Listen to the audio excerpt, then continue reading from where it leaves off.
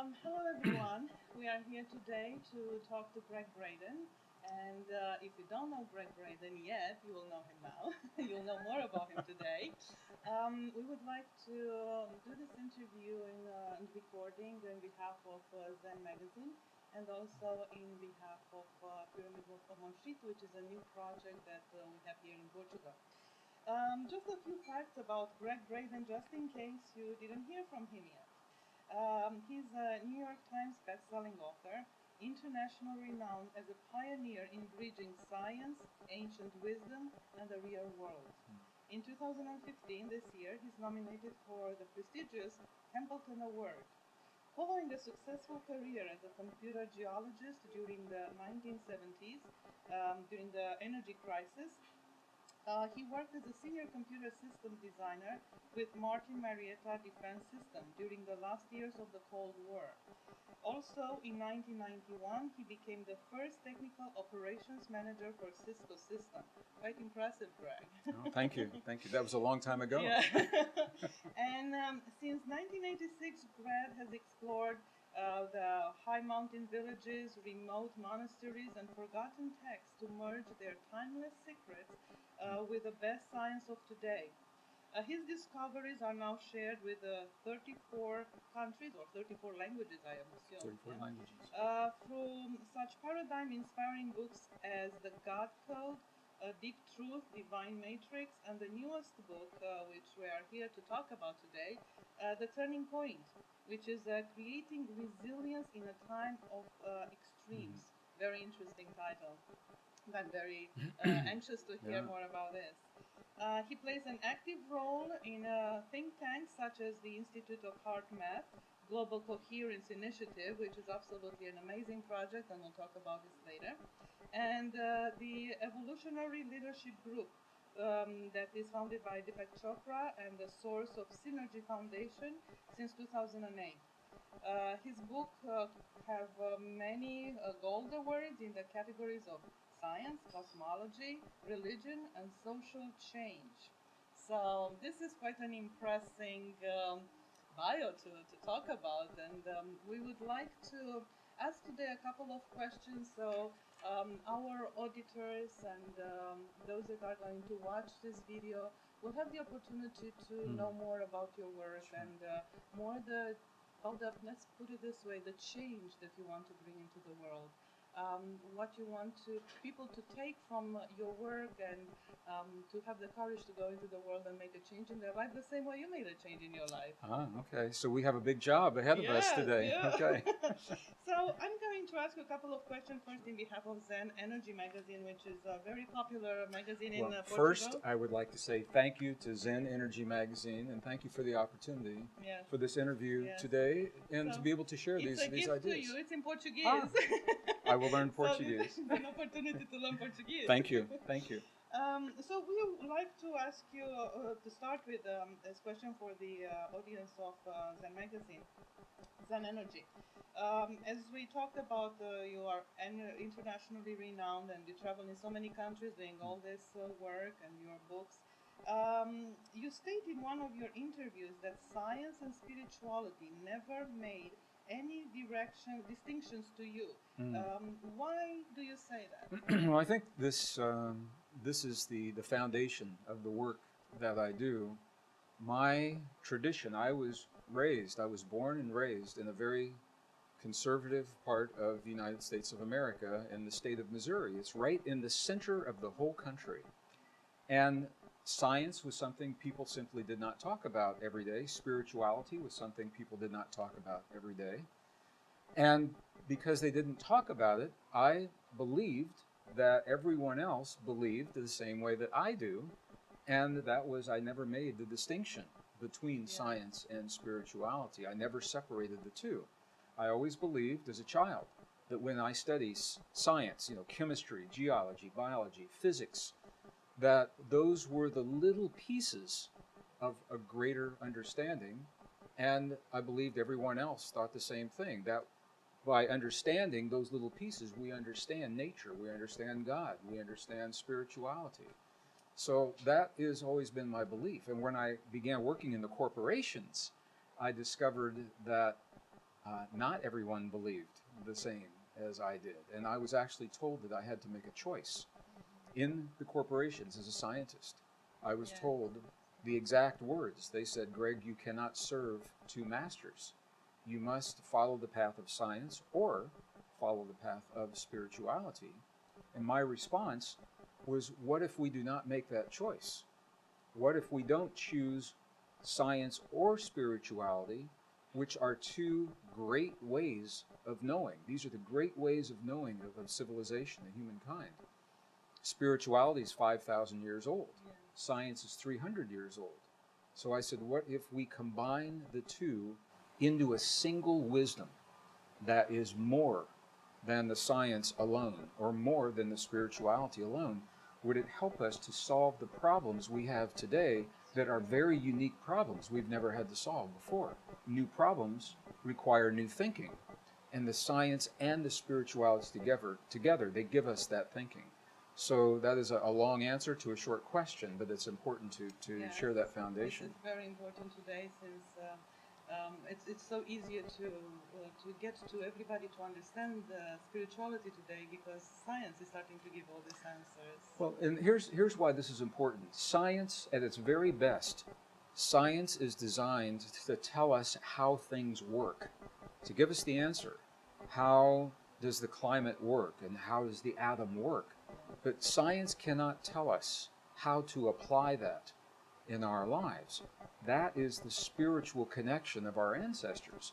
So for 5,000 years, people have understood our relationship to the climate, or our relationship to the physical world. So science tells us how things work. Spiritual traditions, ancient spiritual traditions, tell us how to apply that in our lives. So for example, the best science of the 21st century is now telling us that everything is connected to everything else. I'm connected to you, we are connected to the earth, we are connected to one another.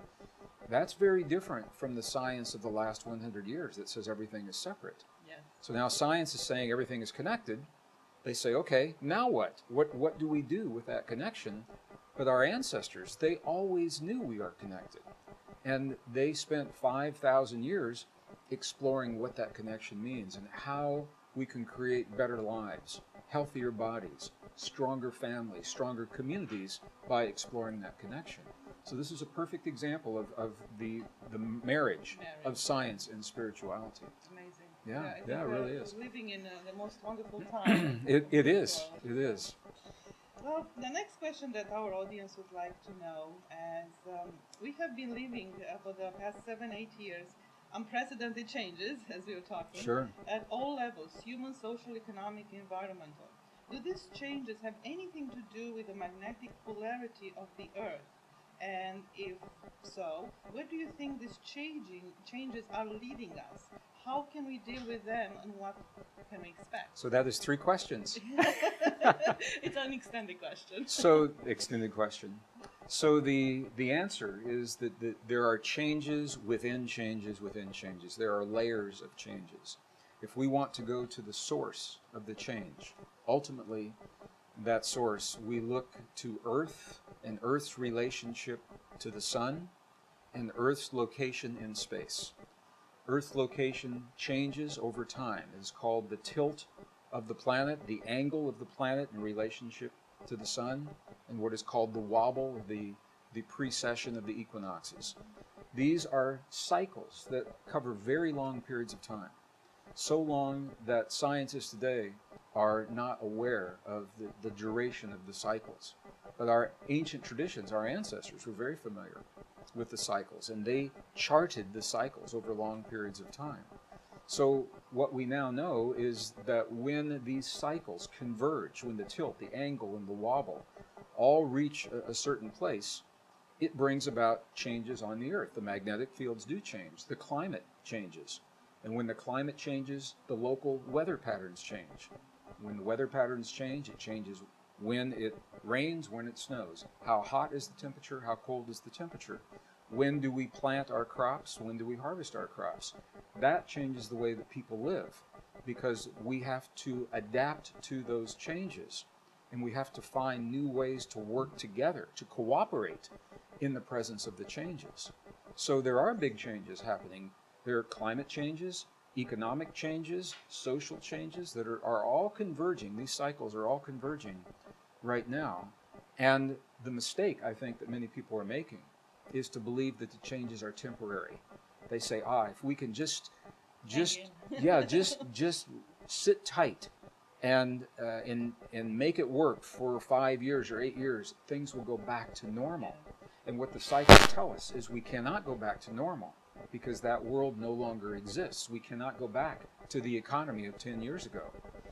We cannot go back to the climate of 10 years ago. We are in a new world, a new normal, and we must learn new ways of thinking to cooperate and work together so that we as a global family can solve these problems together. It's very interesting because I find it myself many times, in order to obtain the same result of a project from, let's say, 10 years ago, I have to use a totally new approach than I used to 10, 7, 8, 12 years ago. Sure. So it's like a new world, and to figure out a new how to. Well, and this is the mainstream media has been reluctant to recognize and embrace the fact that there is a big change happening in the world.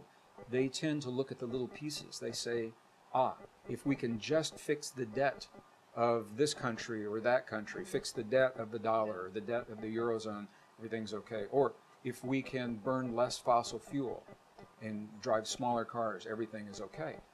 Those are good. It's good to do that. But the conditions that we are now experiencing, this is the new normal. We cannot go back to a world that no longer exists. And that world of the past no longer exists. So we are in a new world, and we're learning new ways to think, new ways to work together, and new ways to solve our problems. I think it's exciting. It's very exciting. Because it will bring the world closer together. Definitely. Well, we are living in a time of extremes, as you just mentioned, and without sustainable thinking and living, people know that something is wrong, but don't know what to do. Exactly what you were just saying. Well, this is important because no one in this generation has seen this kind of change. Our parents did not see this change, and their parents. However, our ancestors did. We have gone through these changes in the past. The climate has changed 5,000 years ago, just the way it's changing right now. And we see in the history, the archaeology, the anthropology, it forced people to think and live differently. They had to learn to cooperate, not compete. They had to learn to work together, to share water, to share food, to share resources. So we live in a high technology world today, that's true, on one level. And on another level, we are still where our ancestors were. The question is, are we going to compete with one another in the presence of these changes, diminishing resources, water shortages all over the world? Or are we now going to accept the fact that we are living a natural change and that it is a time for us to work together in new ways? And if we choose so, we have a model in the wisdom of our ancient traditions and ancient ancestors. So if we can follow that, that will help us. It's interesting. And just last night, when we were at the book signing, you were talking about the fact that all the fish of the ocean will disappear in the next 20 years, and that is like a dramatic change for this planet. Bruce Lipton, my friend and colleague, we were doing a book signing last night, and he mentioned that as a biologist. My degree is as an earth scientist. I'm a geologist, he is a biologist, but we both have a very similar training. I was trained in biology, chemistry, geology, physics, computer science. He was trained in many of those as well. So we are looking at this from the perspective of a scientist with the greater vision of evolution. And what science tells us is that crisis is the trigger for evolutionary change. We are experiencing multiple crises right now. A crisis in global economies, a crisis in climate, a crisis in social change and religious change. Those are triggers for evolution, and so this is an evolutionary moment in the history of our nations, in the history of our families, and in the history of us as individuals. We're learning to embrace these changes, and it takes resilience to do that. Yes, and it's interesting because in my practice I realize that people make changes out of two reasons. out of desperation Right. and fear, with transformation, and out of conviction, or they really, really want to have passion for something. So let's hope everybody will do it out of passion. Well, this is why I agree with you, and Yeah. this is why this is so important, because my feeling is when the facts are clear, our choices become obvious. Yes. When the facts are clear, our choices become obvious. When we can see the facts, the truth of what is happening with the climate through the story of Mother Earth. Let the ice cores from Antarctica tell us the story. When we can see the facts of the economy and what has happened to global economies in the past Yeah. and where we are right now, when we see those facts, then we understand what needs to happen. That is absolutely amazing. It's absolutely. One other question that I would like to ask you is, what is the language of the heart? I know this is a very dear subject to you, and how it can lead to a better world. How could you describe this better world if we live with the heart? With the best science of the 21st century, excuse me, is now telling us is that there is a field of energy that connects all things. It connects you, connects me, all of our viewers. It connects every blade of grass, every dog, every cat, every leader of every nation, every CEO of every corporation. We are all connected through a field. And this field is an intelligent field that responds to our interaction if we have the language that is meaningful to the field. And the language is not the words of the mouth. The language is the emotions of the heart. And this is what our ancestors were very, very clear to tell us, and science is telling us now. When we can feel the feelings of what we would choose to experience in the world, when we can feel the feelings of peace, when we can feel the feelings of abundance, when we can feel the feelings of health and healing, that is the language then that the field responds to and allows those experiences. If we simply say the words, please give me peace, please give me abundance, please give me health, the field doesn't recognize those feelings. So it is a silent and powerful language of the heart. For you scientists, it is actually an electrical and a magnetic field in the heart that is much stronger than the electrical and the magnetic field in the brain. So when we create these emotions in our heart, what we are doing is we are stimulating the strongest bioelectrical and biomagnetic field in the body to interact with the electrical and magnetic fields in the world beyond the body. And this interaction is what creates these experiences. And the science, the best science of the 21st century is now telling us that this is the way things work. The science is saying it. It has not yet made it into the classrooms. It's not in the textbooks. It's not in the mainstream media. It's not in the documentaries. But it is the reality that science now has confirmed. So this is important. It's a different way of thinking. Yes, I hope this will be in our classrooms soon enough. Well, I hope so too. It is a very, very different way of thinking. One of the things in my 2010 book, it was called Deep Truth. And I felt very passionate about writing that book, and it was very healing for me to write the book. The reason is because that book identified 6 scientific discoveries that change the way we think about ourselves in the world.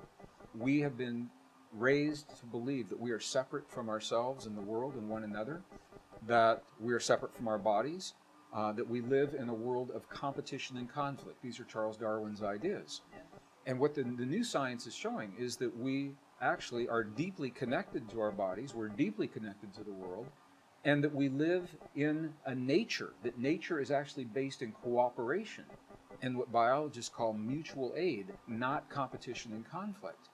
So what you're saying about our young people, we now have the opportunity to raise an entire new generation of young people with the deepest truths of science and their relationship to the world, sharing with the young people that they are connected to their bodies, they're connected to the earth, and they live in a world of cooperation, and that is a very different way for them to think. I'm very happy to say that in the work that I do and the workshops that I'm playing, it's amazing to see how many young people come. I would call them children, as young as 14, 15. They just by themselves they reach out, and I feel, and not only me, everybody that I work with is such an amazing time.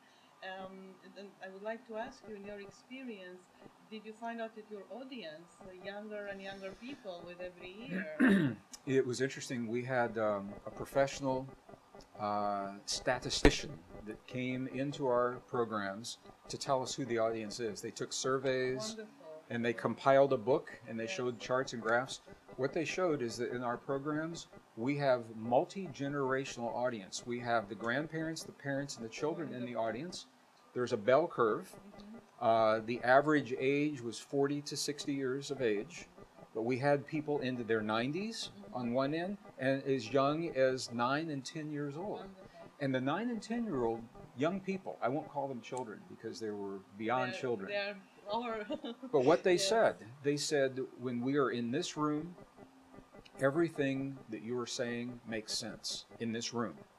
They said, when we go to our school, none of our friends think this way. Yeah. And it's very hard for them to live the cooperation and to live that connection when their friends are thinking very differently. So the more that we can share this with the young people, I think the more they can embrace this in their lives. I know my daughter had a difficult time going to school to share with her friends. She says, I cannot talk to them about this. They don't understand. Can you imagine being her daughter in school? Yeah. Yes, yeah. It's very hard for children to. But this generation of young people, they are a strong generation. Yeah. And they must be strong because they are walking in two worlds. Yeah. They are living in two worlds. Yeah. They are living in the past of the world that we have created and mastered, and we all live in that world to some degree. But that world is breaking down. It is no longer working the way it used to. A new world is emerging, and we are also walking in the new world. So we have one foot in two worlds, and it takes a very strong person, a very strong generation. But think about this, only one generation. Every time we go through this change, there must be one generation that makes the transition. One generation that has the inner strength to live in the old world and to embrace the new world, and without the fear of the unknown, because we don't really know where this new world is leading. So it's a very good, transformational times. it is very It's amazing. transformational. I can't think of a more exciting time to be here.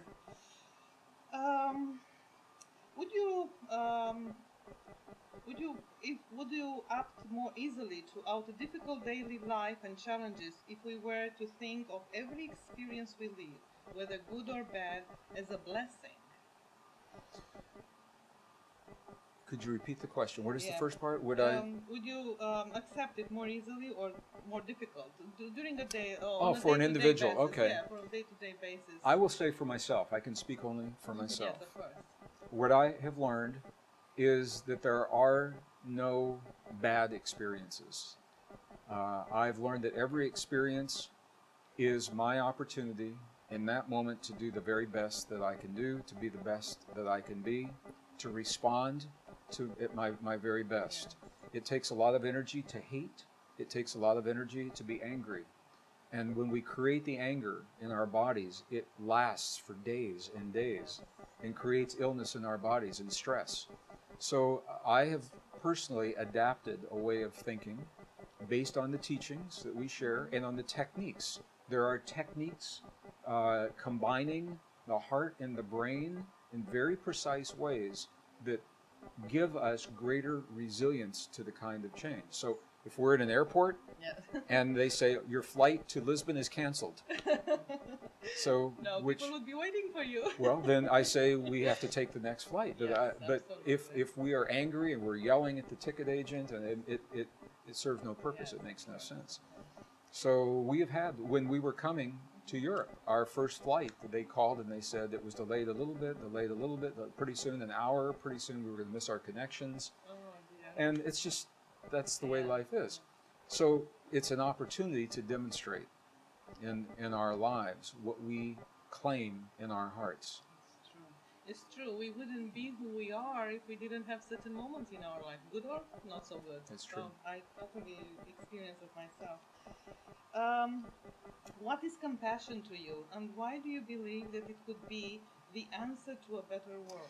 You know, I have spent a lot of time with the indigenous peoples of the world, the ancient people of the Andes Mountains, of Peru and Bolivia, in India and Nepal, a lot of time with the monks and the nuns in Tibet.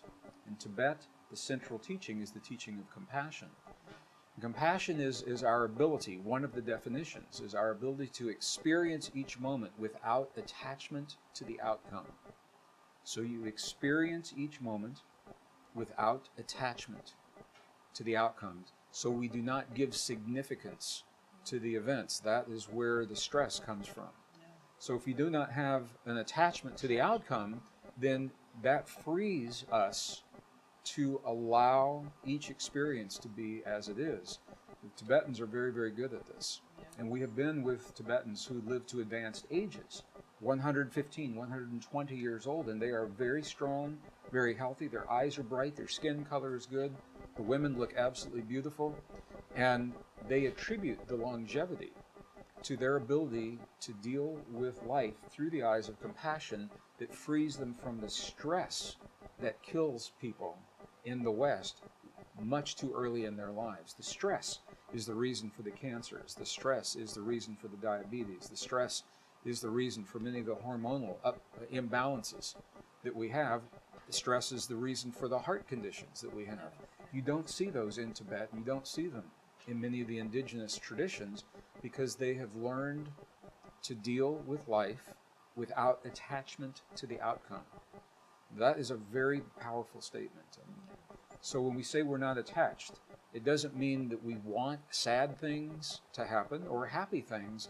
It means what happens is the result of us and our relationship to the world, and we have learned to accept that as it is.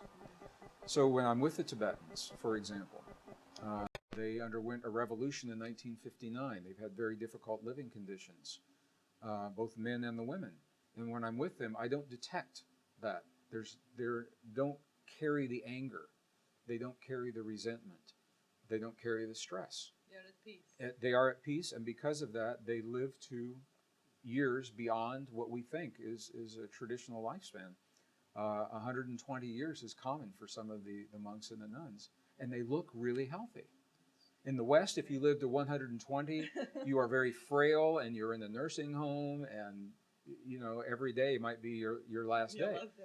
That's not what they look like at all. They very functional, very healthy, productive lives, and what's important to them is they feel that they are needed by their friends, by their families. They feel that they serve a purpose, they contribute, and that what they have to offer is important in their community. And that sense of feeling needed and the compassion for life is what they attribute their longevity to. That's absolutely amazing. Yeah. Who said that those people are primitive? They say they don't. Oh no, they're very very advanced in terms of understanding their bodies. Yeah. The modern societies. They may not have an iPad and an iPod, but they are happier. they are advanced in terms of understanding their bodies. You strongly believe that we need to see ourselves as part of the universe rather than separate from it. What does it really mean to be so connected to the universe? We are the product of a scientific way of thinking that is about 300 years old. Science originated about 300 years ago. And for 300 years, we have been told a story, a scientific story of our relationship to ourselves and our bodies and the world. It is based in separation. And it is that story that keeps us separate from one another and from our world, so we don't have the respect for the earth. We don't have the respect for our bodies, some people. We don't have the respect for other people because we don't sense that connection at all. When we begin to really embrace our deep connection, when you really think about the fact that the blood in your veins, all of our veins right now, that blood is made of the water that was once in the oceans and the rivers of this planet. It is an amazing realization of that connectivity. The air that we breathe was once the wind that blows across the deserts of the east. It blows across the highest mountains of the planet. We are truly connected with one another. And what the science tells us, this is this is fascinating to me, is that the Earth is essentially a closed system. We recycle the elements again and again. The elements of my body now maybe were the elements of your body in another life. Yeah. The elements of my body maybe were once the elements of a tree or a volcano.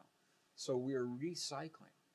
It's all the time. When we really begin to sense that, we feel a deeper connection with the world around us and with our bodies, and we begin to live differently.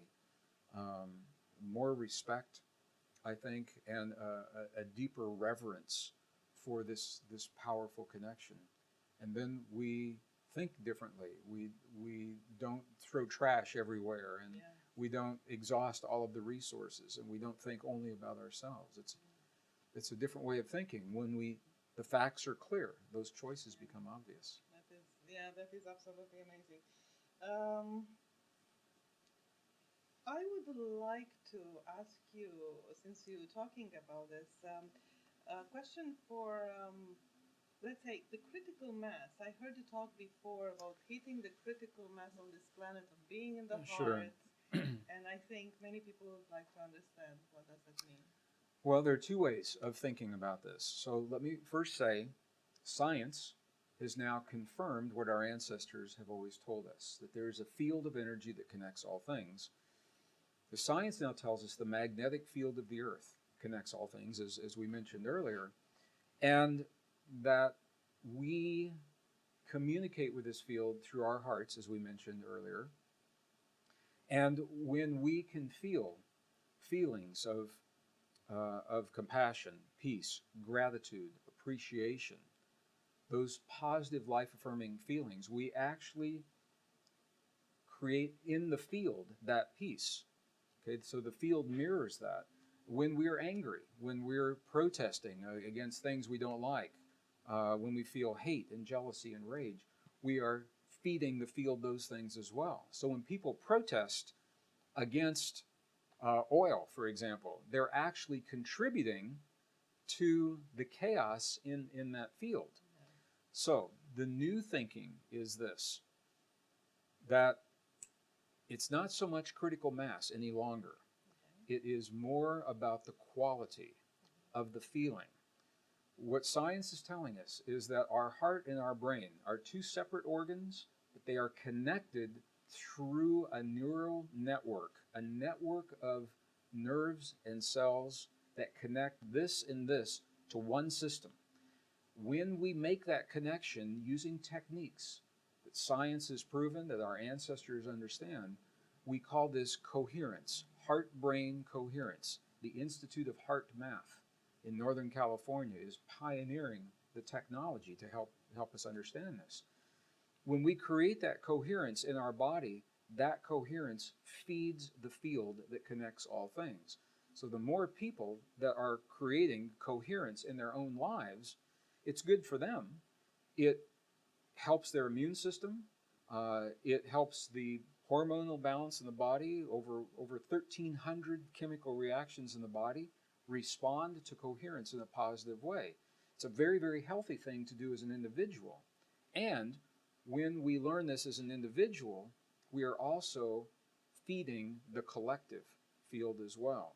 So as people learn to create heart-brain coherence, as they learn to respond to life, appreciation, gratitude, care, and compassion, they're feeding the field that helps more cooperation in that field and less chaos. So in the old days, there was a mathematic formula. They used to say, if you have a certain number of people that are having this experience, then the whole world feels that. And it helps, it's good. But the new discoveries are showing us it's not so much, it's not that linear. It's more quantum, because our heart fields are quantum. So we can have a relatively few number of people feeding the field in a really optimum way, and the whole world benefits. And the science now is showing us this. When people come together and create this heart-brain coherence, they do statistics. They say, in the hospitals, how many emergency visits to the hospital, how many traffic accidents, how many violent crimes against people, how many burglaries are happening. And when people in the city are creating this experience, those numbers all decline.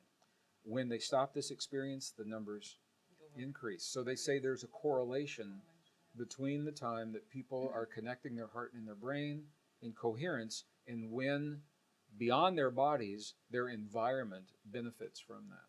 That's absolutely amazing. And this is what our ancestors always said. They didn't use science, but they knew about this connection. They just knew it. They Yes. didn't have the scientific words to explain it, but they just knew Yeah, it. yeah. I'm glad that you're talking about heart math. I was just going to bring up this Sure, subject. sure. I absolutely love heart math and their work and their research, and I use it in my own work as an example and try to bring awareness to people. And here in Portugal, there is this beautiful place. It's called Monchite, which is close to Tomar, which is a Templar city, which is an incredible place of energy and beautiful sights. But it's also a place where we are here in Portugal. We're working to develop a center, Ah, and actually, we're going to do not only workshops and have guests to talk. We also do some healing I know some really sessions. good guests that you Yes, could have. I know. Okay. And absolutely. And we are in negotiations with HeartMath to open a coherence center here in Portugal. There is nothing like that in this area, in this part of Europe. Yeah. So we thought that this would be amazing. And this is because I believe in this work. So, how do you see opening a coherence center such Sure. as this could change and help people in working and sending this information out to the world? Well, that's a very good question. For our viewers that may not be familiar with Heart Math, the Institute of Heart Math, HEART, capital MATH, but it's all one word. They are a pioneering research organization. They're based in Northern California. I am not their employee. I have been affiliated with them for over 20 years now. And as an independent author, they have trusted me to share their research and their work in my way through my language, which is very different than some of the things that they do. They typically speak to corporations more on a business level, and I am using the research less for business and productivity, more to help people in their everyday lives to optimize their everything in their lives, health, their cognitive abilities, memory, ability to think and respond very quickly. So there are pioneers in doing this. The coherent centers are centers where these techniques are taught to everyday people. Very, very simple techniques, but they have the technology, the computers and the equipment. When they hook you up to the device, you can see on the monitor when you are in heart-brain coherence and when you are not. And if you are not, what does it take to bring you into that coherence? What do you change in your feeling? Or what do you change in your thinking? Or what do you change in your breathing to help you reach that? And once you have that, then you know what this feels like, and you can do this throughout your life. So this is the first I'm hearing of this. I'm excited that this is happening here in Portugal. I'm very excited, and Yeah. I'm really pushing for that because teaching workshops myself, I notice this transformation in people all the time. But it's very hard when you don't have. I have some of devices I purchased from HeartMath, but it's different when you have a center that you can actually measure this transformation, as you know, from the beginning, day one, Sure. and then going through a couple of days of training and exercises and meditation and all this. It's wonderful that people you can show them, speak to their mind. This happened within you. You are Sure. a new person. So Sure. that's, I think it's, in my opinion, very important. It is, and this heart-brain coherence that we're talking about, it is healthy for us, as we mentioned, but within the larger context, we're talking about change in the world. We're talking about a time of extremes in the world, and those extremes in the world mean big change in our lives, and that sometimes is interpreted as stress in our lives. Yes. The more we have the heart-brain coherence, the more resilient we are to that stress, the more resilient we are to the change, the better we can embrace that change in a really healthy way. So the term is, it raises the curve of resilience. We all have resilience now, a curve of resilience. How do we respond? it raises that curve, helps us to respond in a healthier way to embrace big change in our lives. That is one of the benefits, personal benefits, of heart-brain coherence. And when we do that, the world around us benefits from that as well. Very, very important. Greg, you traveled around the world. You've seen people transforming over the past 2 decades, or okay. Yes. Do you feel, do you sense that the awareness, the consciousness of this planet is expanded? And if so, how do you perceive this happening in this moment in It's a time? big question.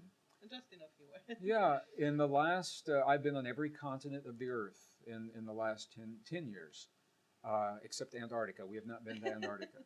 What I have seen, number one, is that people now are aware that something different is happening. They can no longer deny it. Something is changing. It means different things to different people, and different people learn differently.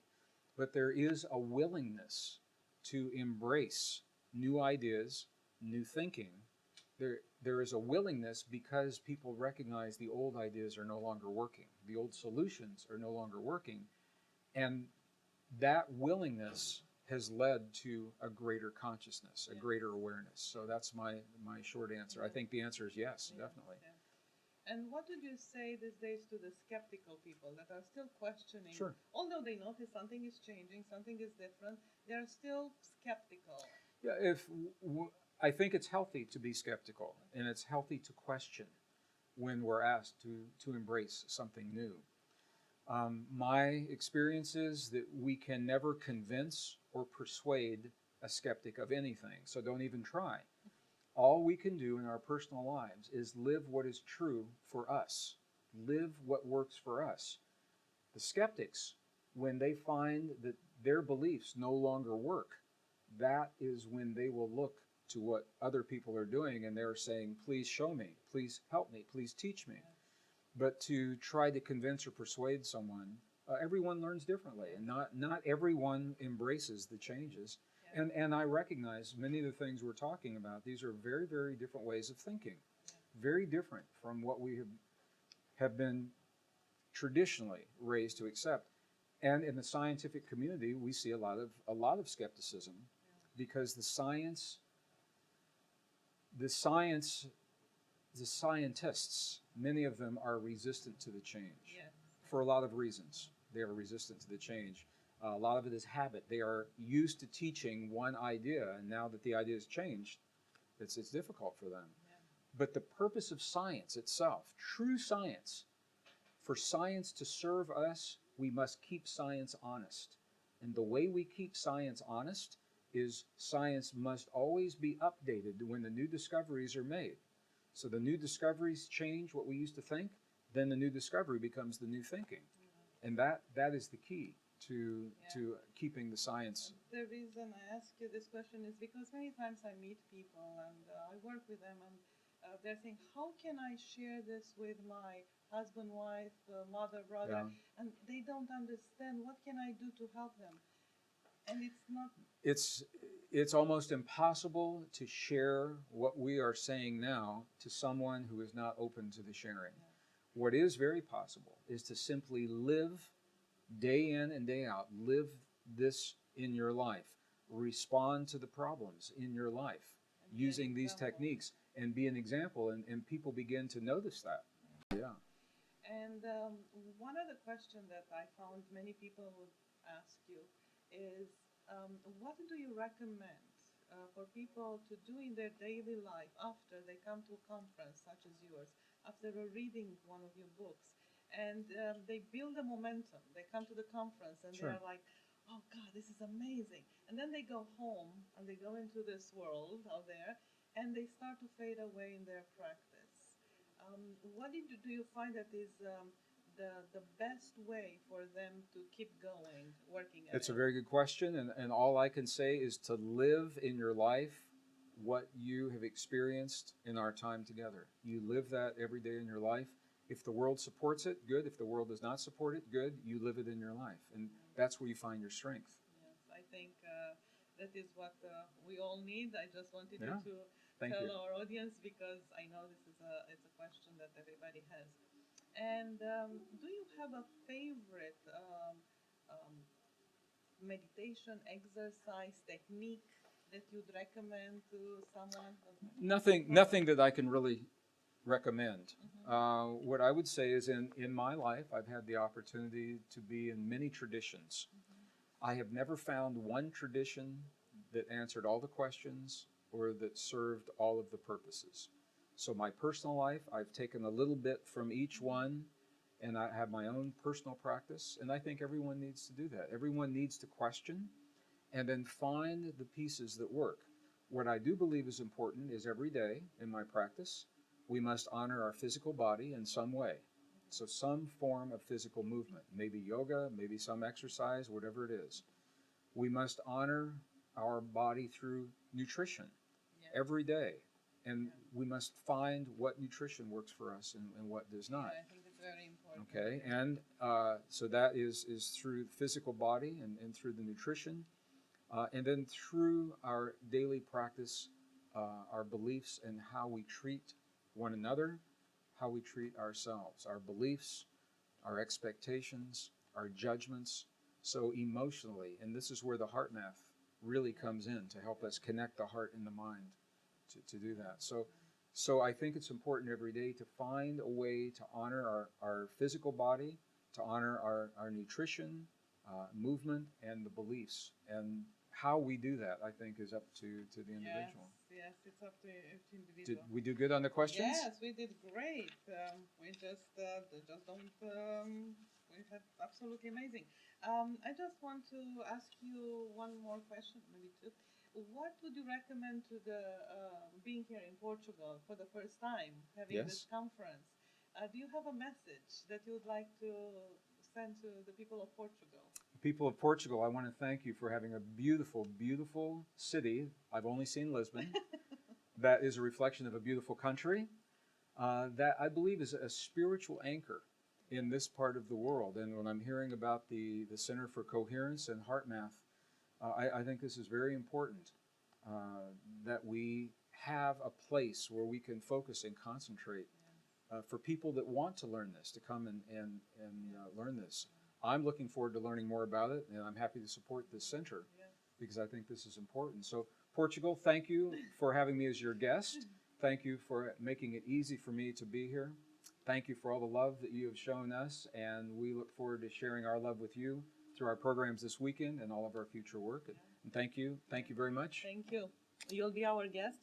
The first time we open the center, you'll be our guest. I would be honored. The answer is yes. It's gonna be absolutely amazing. I'm on camera. The answer is yes. And I have to tell you one more thing. Portugal, which I learned recently, shame to me, is the first country that was proclaimed in Europe that it gave itself, the independence and became Portugal. Is the first country in Europe. I think it was in the year 1000. I didn't know that. 1100 something. Yeah. It's good that we're doing this so that I can learn new things now. So it's wonderful. All right. So thank you so much, Greg, You're very for welcome. being Thank here. you. And I'm looking for myself to the wonderful weekend. I can't wait to see this. I'm looking forward to it as well. I will be here with my dear friend, my colleague, my spiritual brother, Dr. Bruce Lipton, Friday night, all day Saturday, all day Sunday. And we're very, very excited to do this. Thank you so much. Thank you so much. Thank you.